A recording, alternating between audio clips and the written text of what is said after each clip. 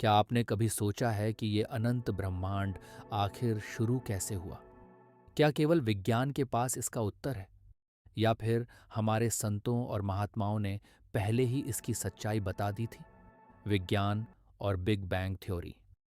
विज्ञान के अनुसार ब्रह्मांड एक विशाल विस्तार है, जहां अनगिनत ग्रह, तारे और आकाशगंगाएं हैं। पर आज तक विज्ञान सिर्फ इतना ही जान सका है कि हम पृथ्वी से केवल 93 अरब प्रकाश वर्ष तक ही ब्रह्मांड को देख पाते हैं।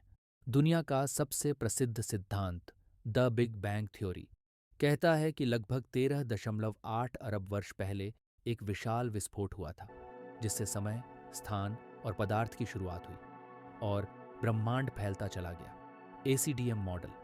वर्तमान में वैज्ञानिक जिस मॉडल को सबसे अधिक मानते हैं वह है एसीडीएम मॉडल।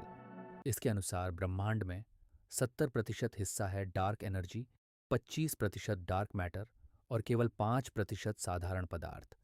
हैरानी की बात है कि हम जिन चीज़ों को देख पाते हैं, जैसे ग्रह, तारे, इंसान, वो सिर्फ 5% हैं। कबीर साहब का दृष्टिकोण।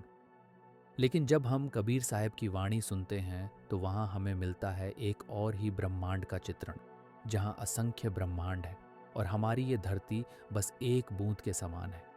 कबीर साहब ने कहा, 5 तत्व की बनी देह, वह जाने ब्रह्म अनेक।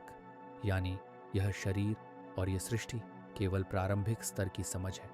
परमात्मा की रचना इससे कहीं अधिक विराट और गूढ़ है।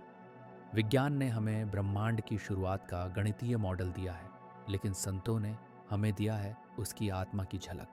एक दिन शायद विज्ञान और अध्यात्म एक दूसरे को समझ पाए। तब हम सच में कह सकेंगे, अब हम ब्रह्मांड को जान पाए।